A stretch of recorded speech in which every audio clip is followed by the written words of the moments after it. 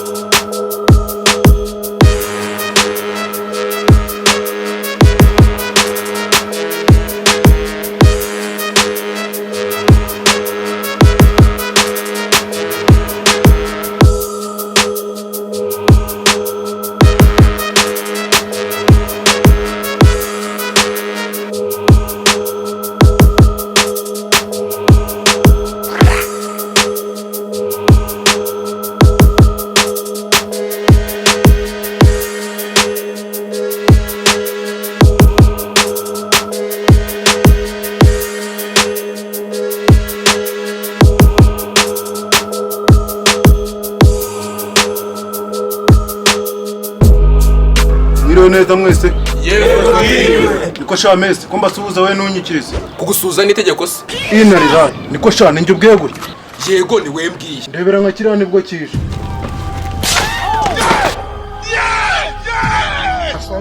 va nkubwire wa nyarutwe ngana nawe twangana gute se kandi mu magufwa magana 206 atagize ibice by'umubiri n'umuntu atano amaze kuyavuna ariko se mesi we wasagirika kubeshya prefe yagukuyamo amagufwa se akora muri bushi shawe drip abireke uzicyaje prefe dusanga nkahumura amaso mwe nkirukanse amagaze impande ajya prefe yasanze uri kwibaraguzwa itima nje je ina live manje ntabwo nababeshye je prefe umutsi uzamenyere itimushenze bro jewe kiraje prefe n'igisore G cyane je menya ba manje ndi umuniga bro kirataza kubajira gato gusaza bro jewe ndi kumutuka nuko nyuma yo kumva uri kumwigambaho yaramfashe ubundi ntirira hejuru maze ndatsamiza ikofi gize ngo ndagwa hasi mbaguye kwivirya njya kuvuga irigongo nukaranchiraza nk'iminota 4 yose nagiye gukanguka nzizitse bandi sura yose nagaswinjinjira ahubwo se bro uri kubasha kugenda nanjye nibyo ndi kubwira prefe nyine mu magufwa magana 206 atagize ibice by'umubiri w'umuntu atandatu yamaze kuyakuramo ahubwo nimukomeze iyo mico mufite ndabavunagura amagufwa y'umubiri yose nzayabamaramo ubungubu noneho naje nariye karungu karwara ikirunguro kigutsine muri Nyabarongo agiye kayungura no kunavunagura undi mwana asiyo ni prefe ukwiye kuyobora iki kigo tani umuntu wahitire cyangwa twayobowe n'umukinnyi witera amakofi tutabizi ko sha prefe uratuwe cyangwa uraturagiye mve mwangunzu ngiye kuko kurabya umusaza nakambya nkaje kumubya kuzuko akane ko kuzuka ko umusaza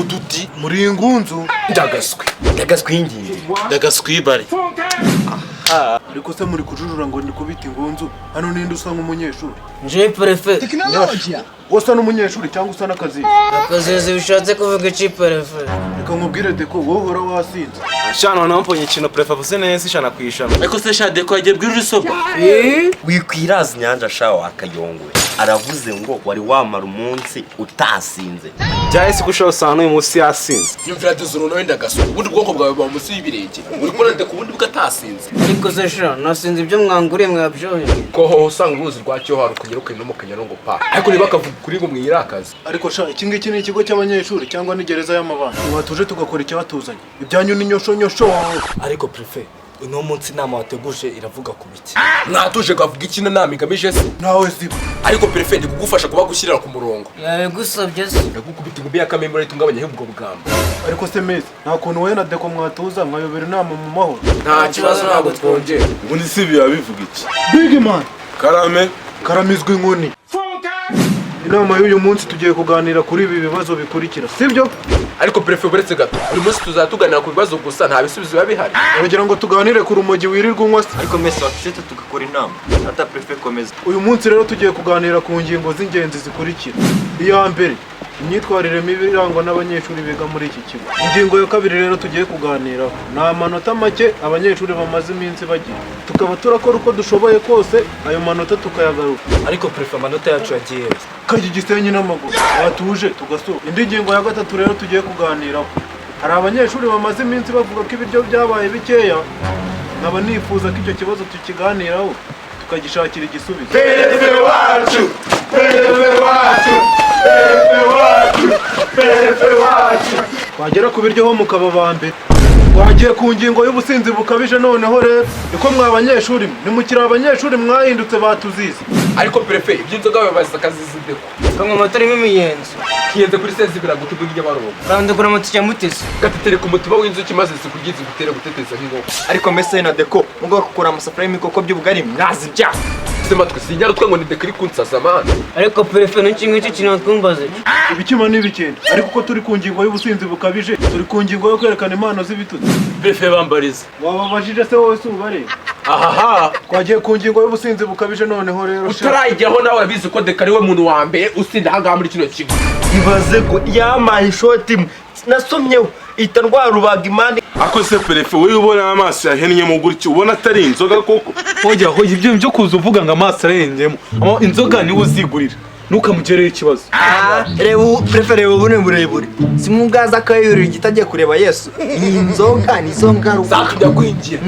Njye none cyo kintu nabwira prefe ngo na weekend cyangwa bakwirukane. Muramubaza iki? Mama yazinyirukanye. Urabivuga iki wowe? uriya ni umusinzi kuva ku wa mbere kugera ku cyumweru aba yasinze. ubundi ikibazo mu mwazinguriye niyo mpamvu ziyabuza se. kuri ya ngingo itera gutsindwa bikabije ariyo y'uburaya. Nizoro. Prefe cyewe barampeshyera. It's okay.